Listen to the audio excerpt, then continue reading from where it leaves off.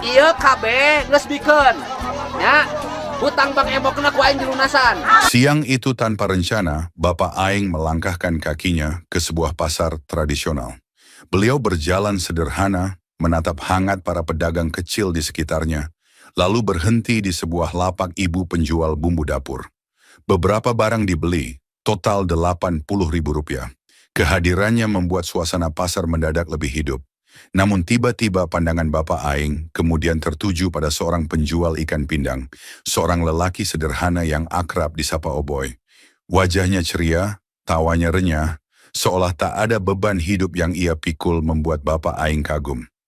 Lalu Bapak Aing bertanya harga, satu bungkus 4 ekor pindang Rp10.000 dan langsung membeli 100.000. Oboy pun sibuk membungkus pesanan dengan senyum lebar, sebab sejak pagi baru kali itu ia mendapat penglaris. Suasana hangat penuh canda tiba-tiba berubah ketika Bapak Aing menanyakan kabar istrinya. Sekejap senyum itu hilang. Dengan suara bergetar, Oboy berkata istrinya hampir seminggu terbaring di rumah sakit menderita komplikasi. Di balik keceriaan yang tadi terlihat, rupanya ia menyimpan luka yang dalam. Ia bercerita bahwa anak perempuannya setia menjaga sang ibu, sementara anak keduanya ikut membantu berjualan. Mencari uang biaya pengobatan, modal usahanya makin menipis. Bahkan ia terpaksa berhutang Rp7 juta ke Bank Emok demi biaya pengobatan, dan agar dagangannya tetap bisa berjalan demi biaya istri tercinta. Mendengar hal itu, hati Bapak Aing terasa diremas. Beliau tak menyangka keceriaan Oboy hanyalah topeng yang menutupi kepedihan yang ia rasakan. Tanpa pikir panjang, Bapak Aing berkata agar semua dagangannya dibungkus. Oboy menuruti dengan tangan bergetar, sementara ikan-ikan itu kemudian dibagikan cuma-cuma kepada para pembeli pasar dan pedagang di sekitar. Oboy tersenyum, tapi matanya berkaca-kaca.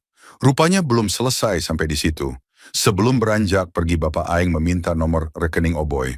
Bukan hanya memborong pindang, tapi juga menanggung seluruh hutangnya dan memberikan biaya istrinya juga modal usaha baru. Sekuat apapun ia mencoba tegar, hari itu hati Oboy luluh tak kuasa lagi. Air matanya pecah berderai, memeluk erat Bapak Aing seakan merangkul kembali harapan yang hampir padam. Hidup seringkali menyimpan cerita di balik senyum yang terlihat. Satu uluran tangan dapat menjadi cahaya di tengah gelapnya putus asa. Mari kita belajar dari Bapak Aing, bahwa kebaikan sekecil apapun bisa menyelamatkan jiwa yang nyaris kehilangan harapan. Iya KB geus bikeun nya hutang Bang Emo kena ku aing dilunasan.